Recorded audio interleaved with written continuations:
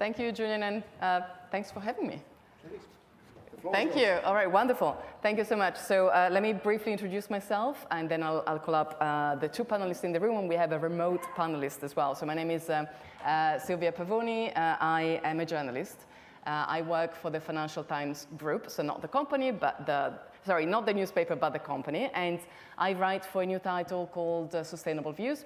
We focus, as you can imagine, on sustainability and in particular on policy and regulations. So all the stuff that may feel perhaps not as sexy, but actually is really driving arguably the space.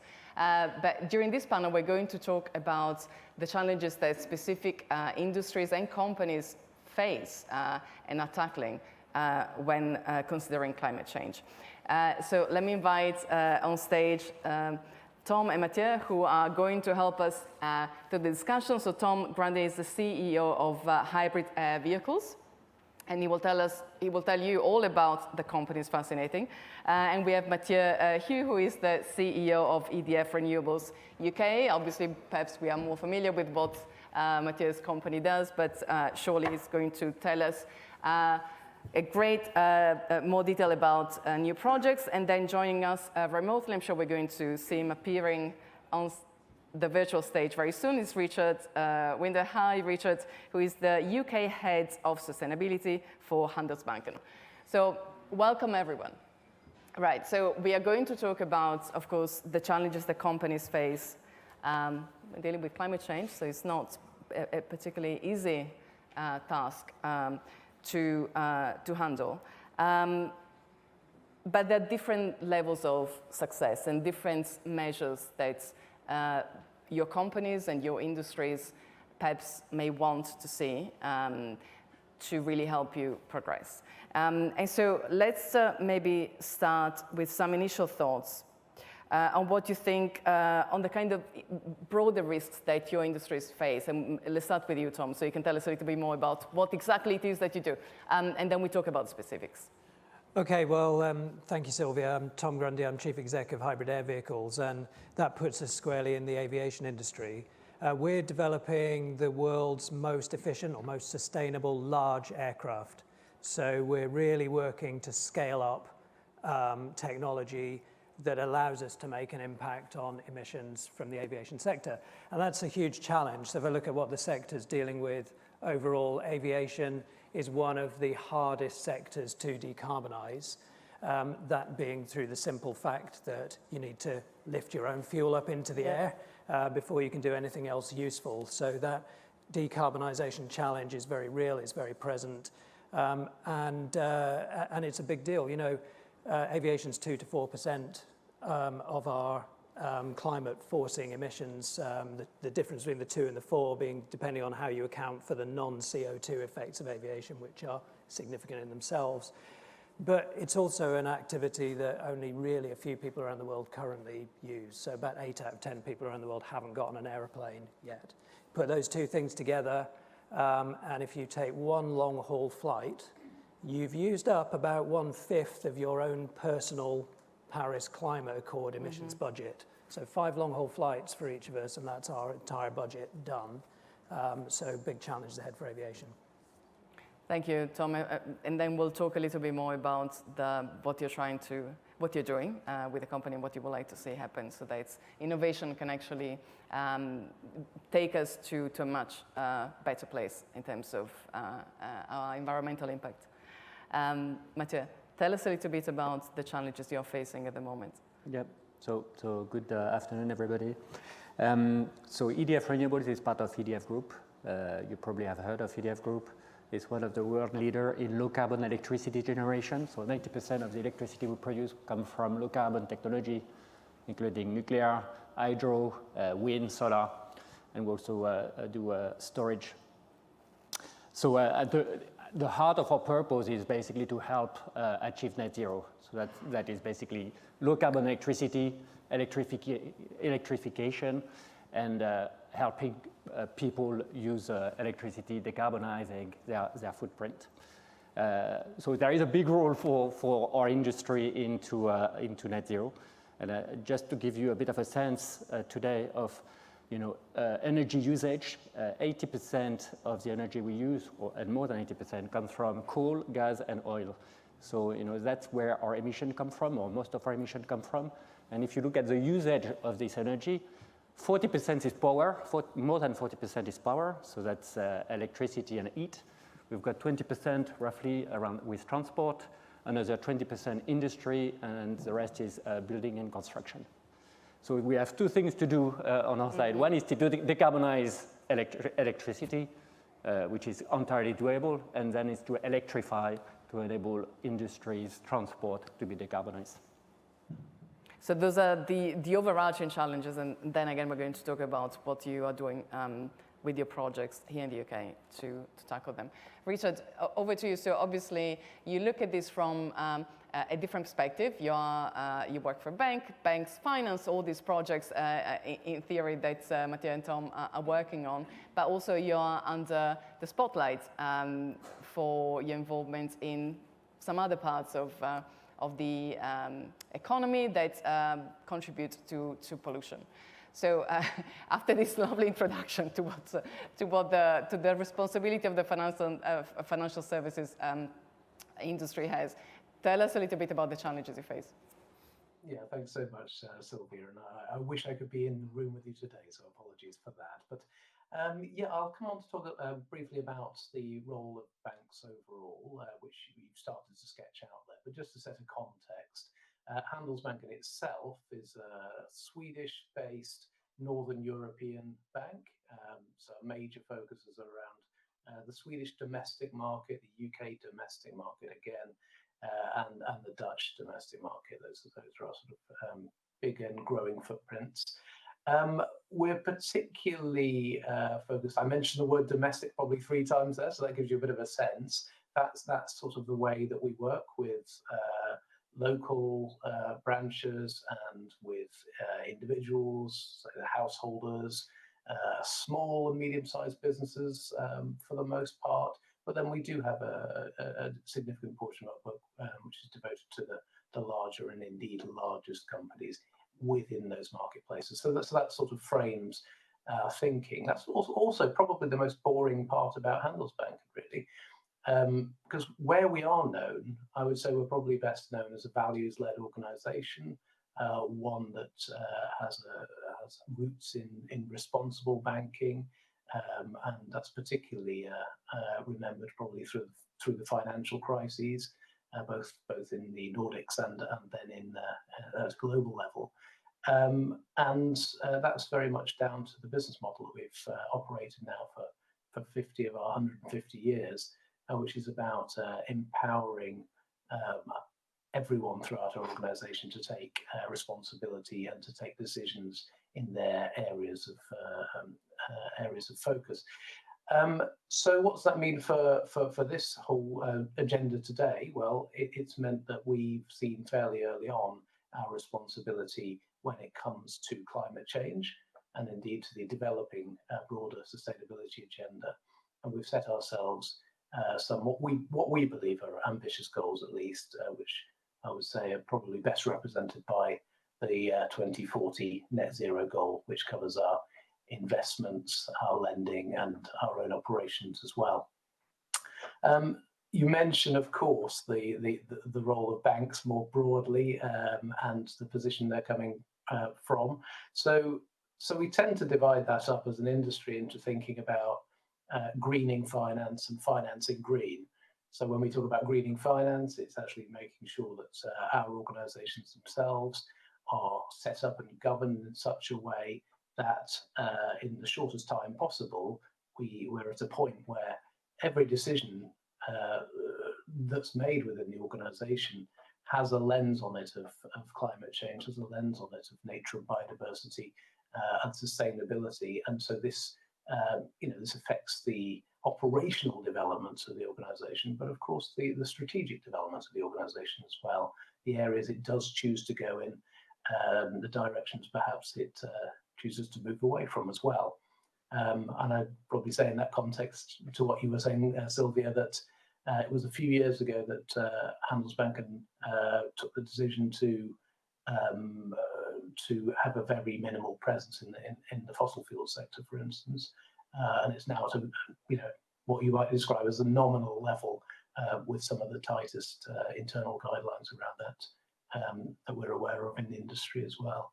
So these twin roles, we've got to treat ourselves first, as one might say, but also to then support in a sort of strategically focused way the real economy, to understand its opportunities, understand its risks, understand climate change, as Professor Edmonds was talking about climate literacy earlier on. And I do think, in all of our organisations, there is a challenge there to get that more nuanced understanding of the way forward here. Thank you so much, Richard. And I hope you all in the room and watching us remotely can actually hear a clear audio. Okay, very good.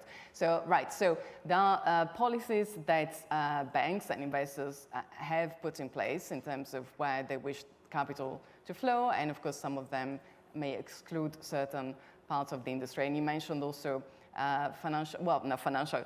climate literacy within the financial services sector, but also more broadly throughout the economy. And I would argue also policymaking, right? That's also very, very important. Because of course, whether your projects and your companies surely would want to get the support of private capital, be it through a bank or an investor, they, I'm sure, would also wish to see perhaps a stronger support from policymakers and from regulators.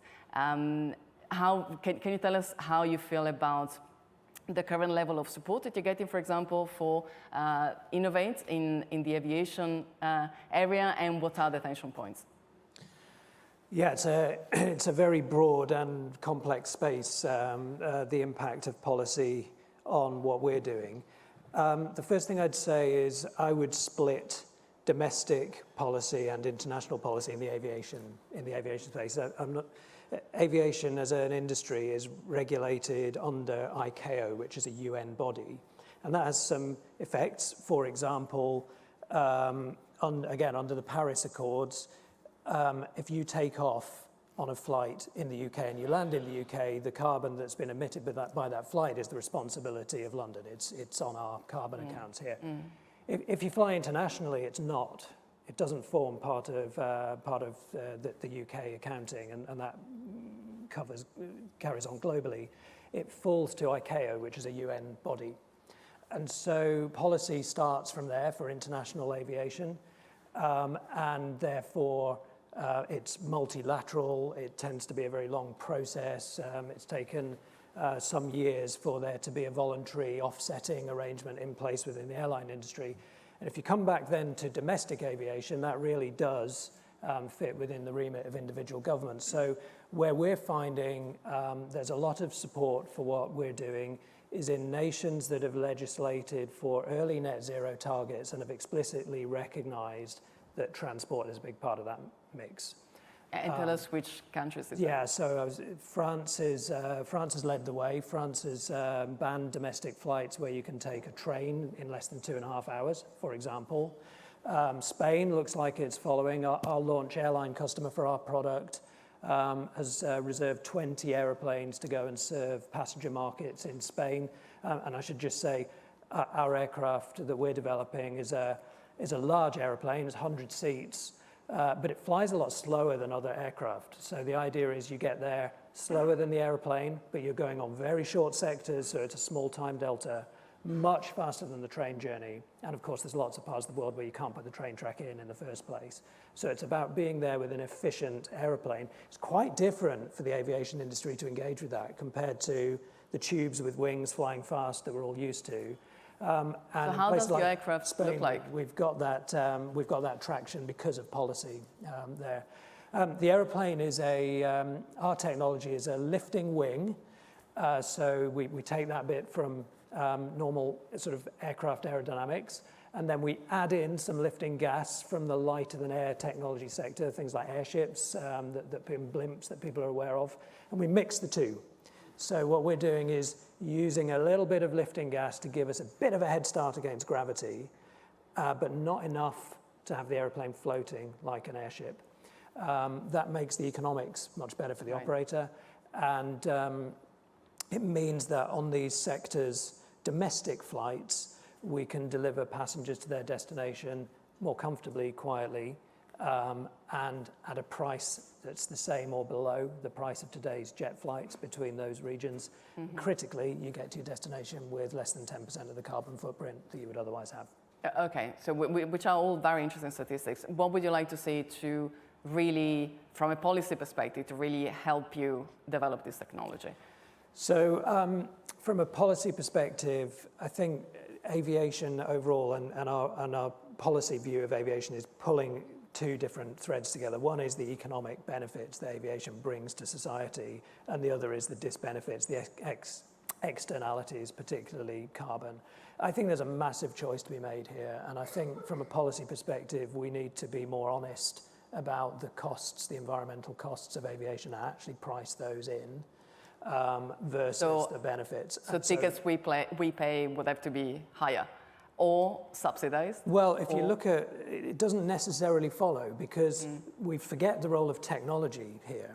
So yeah, if you look at today's flights, you can price in those externalities and the price goes up for the passenger, demand goes down. But what you're also doing is encouraging technology into the mix. So you take the technology that we've developed, we have needed to move past the hurdle of saying this is cheaper, this doesn't require a green premium for passengers, before we can start to have a conversation about emissions. So the lack of taxation on aviation fuel, the lack of pricing of carbon externalities becomes an extra barrier that we have to get over. If that can be changed, it encourages more technology into the market. All right, okay, so taxation, one of the big things that we'll have to look into. Thank you so much. Matteo, so clearly the technology behind renewables has been long proven, but there are still a few economic and bureaucratic challenges, right? So take us through those. Yeah, well, I mean, we speak in our sector of energy transition, so it's moving from oil and gas, moving into renewables or other low carbon generation like nuclear. So usually it starts with setting some targets. So most countries have set some target to decarbonize electricity because it's possible. As you said, we have the technology to do it. So in the UK, for example, it's 2030, 35, we're saying that none of the electricity we'll produce will come from oil, gas, or coal. So and beyond that, then, as I mentioned, we'll need to electrify. So we need to grow the generation capacity massively. So we're speaking of huge growth of the industry. If you think about our industry, it's a lot of infrastructure. So, there are big investment required, we speak of grid, but power stations and so forth. There is a big supply chain behind, so we are looking at a lot of investment and infrastructure. So the policy is key in setting the environment that will enable this infrastructure, this investment to happen. So it's key on the planning side, it's key on setting the investment environment so that people continue to invest and grow their industry, being supply chain or like ourselves, developers and operators. What we've seen is, change in policies. I think I mentioned about targets being set everywhere.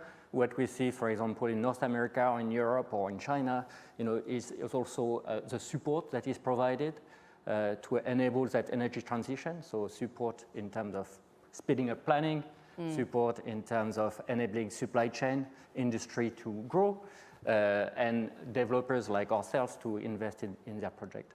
But there is still a lot to be done because we've done the easy part of decarbonizing, phasing out the coal was the easy part. We've done it in the UK in the last 10, 15 years. Yeah. Now, growing at the pace we'll need a lot more policy to enable that. And that is true not just of the UK, but across Europe, across all over the world. Of course, although you mentioned coal, and they did make a comeback, right, following recent really sad events, so the war in Ukraine. So actually we started seeing some coals being relooked at across Europe. And of course, that remains a source of energy in other parts of the world. So, I mean, it's easier to have an exclusionary policy, for example, thinking about where Richard would not look at when it comes to coal, but then it's not as easy for every jurisdiction around the world. And then there are other events that take place that make us rethink about sources. So what can your industry do to really help make the case for ditching completely those highly polluting energy sources? Yeah, but I mean, the electricity is not a produce like, or energy is not a produce like any other produce. You can't stop from, needing electricity or driving a car. So you need it all the time. So unfortunately, what we see is, it's the high dependencies that we have in the energy sector. So here in Europe, but like in many other places, it's mainly gas. Other places can be coal. Mm-hmm. If you source your gas or coal from a region where suddenly you can't source it from, you have to make difficult choices, and it maybe switch back on some coal plants. So I think removing this dependency is key, and the policies that will make sure that actually there are incentives so that, for example, manufacturing of solar panels doesn't just happen in China. Mm-hmm. Or there is a role for making sure that there is industries locally being developed. So we are not as dependent as we are, for example, in Europe, of fossil fuel coming from other places. I think that is a big one. So we see industrial renaissance with nuclear. The wind industry in Europe has been strong historically, but it has been challenged recently. I don't know if you heard about Ørsted, which is a massive player, or Siemens, really struggling financially because there is not the financial support needed. And the supply chain is slightly struggling to keep pace with the investment needed to meet the growth. So we see that we need to protect that industry. And there are other industries like solar, for example. We were the largest producer of solar panels in the world, in Europe, and suddenly we generate less than 5%. 80% plus comes from China. Mm-hmm. So, you really need to think industrial policy and strategy. Okay. It's not just not just enabling this project. It's making sure that you reduce the dependency you have across some sensitive regions. So very quickly before bringing Richard back in, so there is a series of policies at European level, at least, that look exactly at what you're discussing. So, for example, critical materials and other, we can talk about the carbon pricing schemes and CBAM and all of that, all these wonderful acronyms. So are you seeing those as positive? Do you think that they're actually going to help at least this part of the world? So I think we have instruments, in our toolkit. So you spoke about carbon prices. I think we need to. Carbon pricing mechanism is too weak at the moment to really make big shift. So there are other instruments, but definitively carbon is a key one that needs to be. Just to give you an example on the solar example, the producing a panel in Europe is 50% more expensive than in China. If we were just to price a carbon element right, because in China, the carbon intensity of electricity is much higher than in Europe, we'll reduce our cost by 10%. Right. So that will start bridging the gap. So you can see, but it's not a one magic bullet solving it all. You can see the policy is complex. There are many aspects to it. And certainly carbon is a key element to the policy. So do you think the CBAM, for example, which is the carbon border adjustment mechanism, is going to play a role in this? Taxing, for example, imports that come from jurisdictions that they're not seen as equivalent? I think it's essential that you've got this right signal. Okay. Yeah. So, for example, you could see a Chinese manufacturer going to Europe and starting to produce in Europe, right? Which would be a good way to do a bit of technology transfer. It used to be the other way around. What we did in this case is technology transfer back to Europe. So that's one of the tensions that play out. So this is a global problem, of course, a global crisis, but then it's still a divided world, and we need to navigate, all of us, through these complexities. Absolutely. Now, before bringing Richard back in, just to, of course, let you know that the panelists are going to take questions. So I can see a couple coming through already, so make sure to type them up if you would like to have any pressing issues that you would like to raise with our experts. Richard, okay, so I mean, we've heard, of course, very interesting examples of what's happening in terms of innovation across aviation and the renewables industry, and also pressure points. And I'm certain you're looking at all of this, and you have access to wonderfully complex and big samples of data. But how challenging is it to actually understand where to deploy capital? whether you're looking at a certain industry or a certain geography. And is this exercise becoming easier? What would you like to see to help you achieve? I think the challenge is becoming clearer, or maybe the solution is becoming clearer. I'm not sure I would go as far as to say it's becoming easier yet. Just listening to Matteo talk then about the policy dynamics that affect his business, it just reminds of how fiendishly complex these overlapping layers are that we need to be keeping on top of. And of course, for a financial institution, typically you're looking across the economy, so trying to see not just these cross-cutting layers and then the sectoral layers for your particular company, but actually trying to keep an understanding of all the other sectoral policy developments that are going on and the impacts coming through that are going to affect those over time as well. So that part,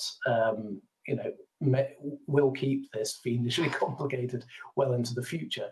I think you were sort of alluding towards the data aspects of this as well. And I think we, sort of as an economy as a whole, and certainly the finance industry, are making and have been making really good progress around establishing data standards, being able to then work with our counterparties to ensure that they sort of have a shared sense of those standards, and they are what they would expect or what they're planning for as well. And of course, that's not the end of that challenge either. There's plenty still to do. If we look at our own gap analysis as it goes on, there are plenty of areas where we don't feel we have sufficient or in some cases high enough quality data for the risk analyses that we might want to do, or for the strategic mapping that we want to do as an organisation to chart our direction. But then we wouldn't have expected to at this stage either. So it is partly about being comfortable with that ambiguity and pushing towards having a greater level of granularity. I think one particular area that I've probably talked about ad nauseum in the past that has a especially difficult challenge is what you might call, well, the SME sector, such as you can call this a sector.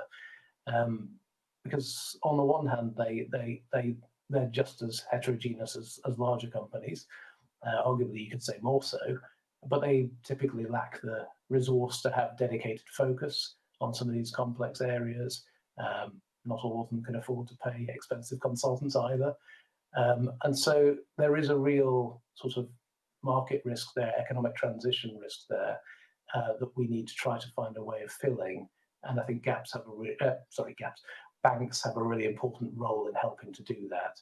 So there's an interesting project, just as an example right now, that Bankers for Net Zero, that we're a member of, a UK organisation, is pushing forward, and that's called Project Perseus.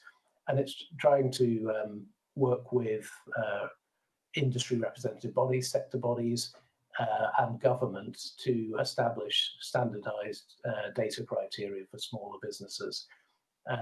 Ones that will work for them, but of course will work for the capital allocation that we came into this talking about. So, banks being able to see enough to make reasoned decisions, investors being able to do exactly the same thing, and all the way back up the chain. In that sense, it's improving, as you were saying, through these initiatives to standardize data. Now, all of you here are part of industries that are heavily regulated. And so in your case, Richard, of course, you have the regulator also looking at your own, the way in which the bank manages risk, and risk related to financial, risk related to climate. How is that changing the way in which you feel the industry is moving, at least in Europe? I think in very helpful ways. So we have different strands of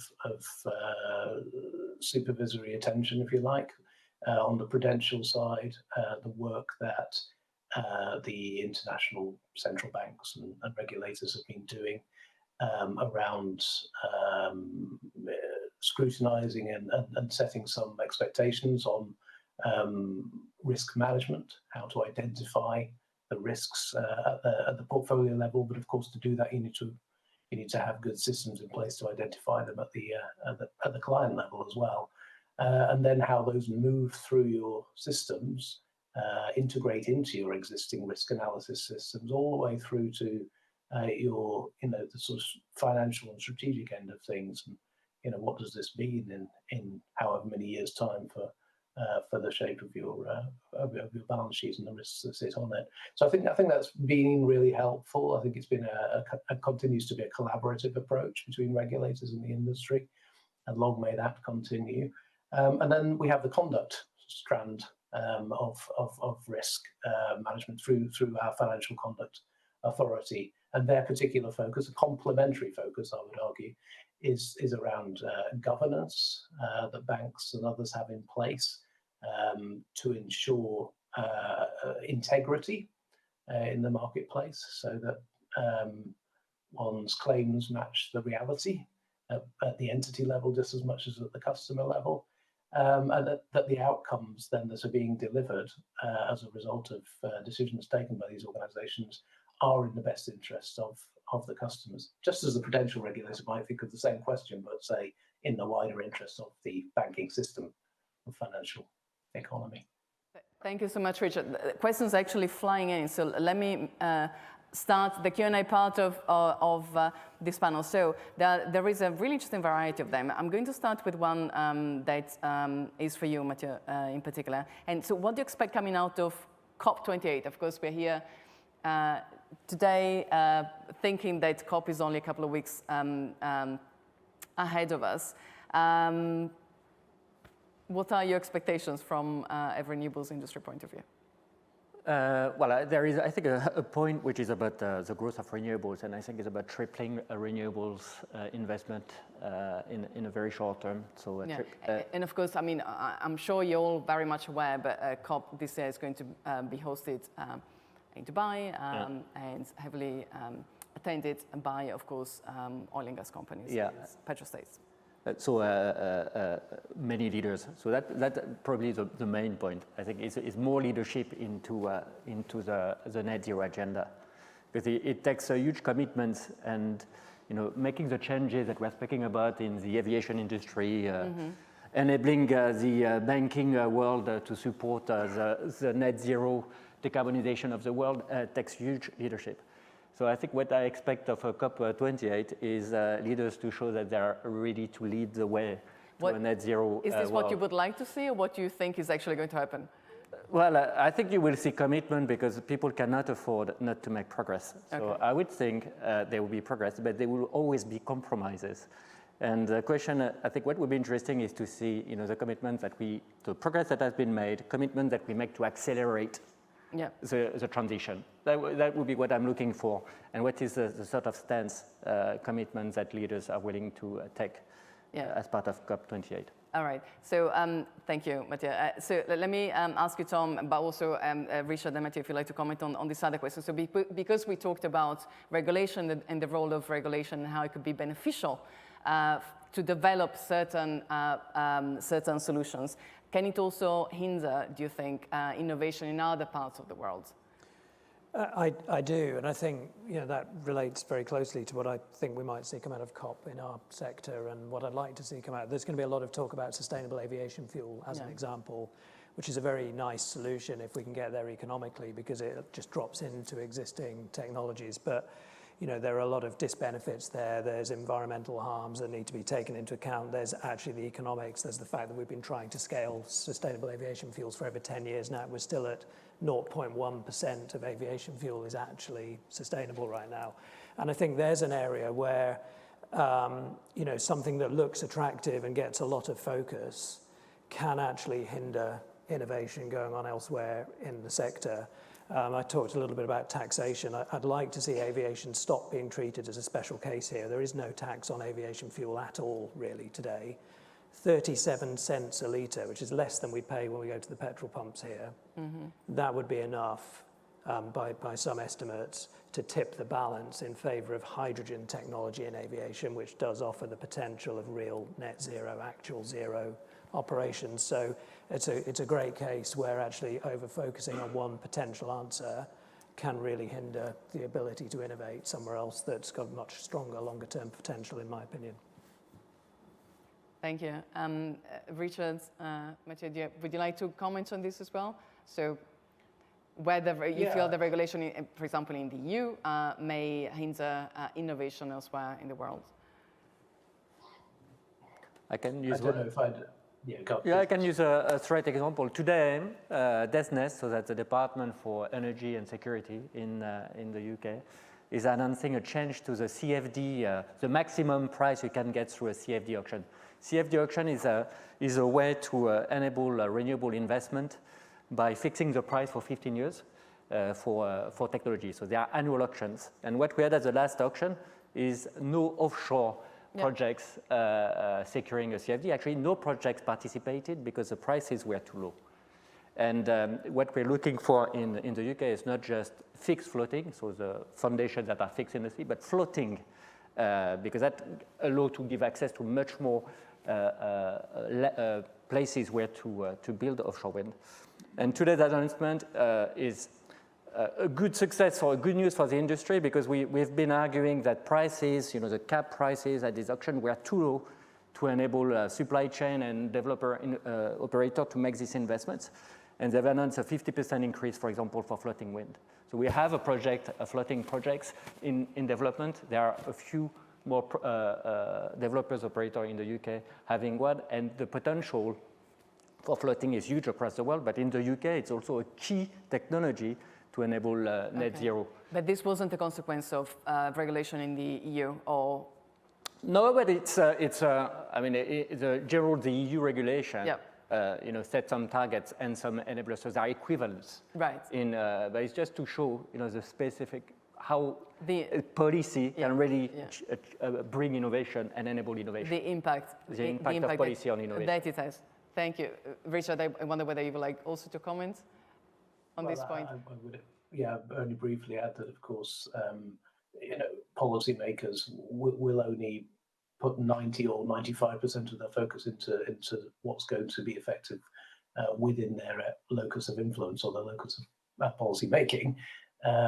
It's good when we see that there has been some sort of international collaboration ahead of major policy announcements. But I suppose in reality, we can't always expect that to be the case, and we haven't with IRA just as much as we haven't with some of our EU policy. But ultimately, if it's inspiring other jurisdictions to take stronger action as well, as I suppose we're seeing with the CBAM now committed for the UK, then probably it's ultimately to the good. All right, thank you so much. Yes, and we keep on going back to those highly complex and potentially very consequential rules. So I will try to finish the panel not with too big a delay, because I'm very conscious about what's going to happen next, which I think is lunch. But I still would like to pick up a couple of other questions that came in. And of course, the ones that you feel the panel hasn't really addressed, do feel free to get in touch with all of us. I'm sure you'd be very happy to hear from everyone today and continue the conversation. So we've been talking about policy and regulation quite a lot, but someone is asking, sure, this is important. What about individual companies? What can individual companies, private sector companies do to improve things? And I'm going to also add another part to this question, which is about climate literacy. So what can companies do to go ahead with innovation and really tackle climate change? But also, as part of this, what are you doing? What can companies do in terms of improving climate literacy? Tom, shall I start with you? Yes, so I think it's a very relevant and real question for us as a business. We have built the technology that we've developed around capability gaps, useful places to operate in the market on the one hand, and the ability to drop the emissions of the overall sector where the technology is adapted on the other. I think, I'm very aware that in the middle of all of that, we've got a company to scale. And as we scale that company, move our product into production, balancing the hard decisions about how fast do you go with infrastructure projects? How do you scale up in the right way? How do you trade off speed to market, so the ability for in-service emissions to be dropped versus any impacts we might have along the way? And we don't have all the answers to that. We're working to improve our literacy as a leadership team, actually as an SME, without dedicated resource in there to do that. So it's a leadership. It's a question for this. It's about leadership, but I think it's also about engagement. So the other example, and the example I have in mind, watching a business alongside us. We're about to set up a production line in the north of England. Business alongside us there has invested heavily in developing carbon literacy in its own workforce, and it hasn't relied within the company on top-down. Yes, leadership, but stimulating bottom-up ideation and innovation within the business operations. I think that's a fantastic model and one that we're looking to develop and employ. So you mean by that becoming aware of carbon literacy in your own impact, your own impact, Yeah. your own impact in your own life at an individual level, in the operations that you deliver within the business. Right. Drive those ideas up through the organization. Okay, so gathering this information and sharing that's It a starts point, with literacy, and right? having leadership highly committed to doing so. Let me go to Richard next, and then we'll wrap up with you, Mathieu. Yeah, I very much resonate with what Tom was just saying over there about, from the ground up and initiating, but not trying to sort of spoon feed an organization. I mean, part of that certainly, in our organization is that you have different knowledge requirements, quite distinct knowledge requirements in different roles within an organization. And so setting a framework, setting an understanding overall about, in our case, our bank's commitments and our bank's view on where things are going, where they need to be going, is enough to then give the department over here, or the frontline advisors over here, the direction they need to start looking into the issues themselves. And it really takes fire, just like Tom was saying, it really takes fire when people start to come up with their own ideas, start to test some of their hypotheses, and being there to be the sounding board for that and to help develop that is so much more effective than designing the next year's mandatory training, whatever it might be. So, for example, the team involved in originating deals, are they aware of the financed emissions, for example, of a potential deal? Is it something that might help? Is it something you're doing? Yeah, that's what we're looking to spread through the organisation, and making some pretty good progress, I think. But it isn't something that everyone switches onto overnight, and so we've got to do some degree of calibration on that. And we've got to make sure we've got sufficient resource in the organisation as things progress to be able to meet these needs. But you do have to be sort of a little bit fleet of foot, a little bit flexible around this.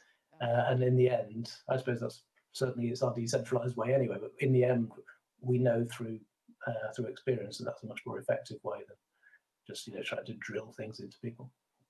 Thank you, Richard. Mathieu, last words. Yeah, I mean, I really like the 2 points. I mean, they come back to, to make that transition, we need people to change their behaviors. Mm-hmm. To change their behaviors, in fact, we need to invest in so that people understand what they can do, what is expected of them, how can they do it. So engagement about understanding our impact is essential.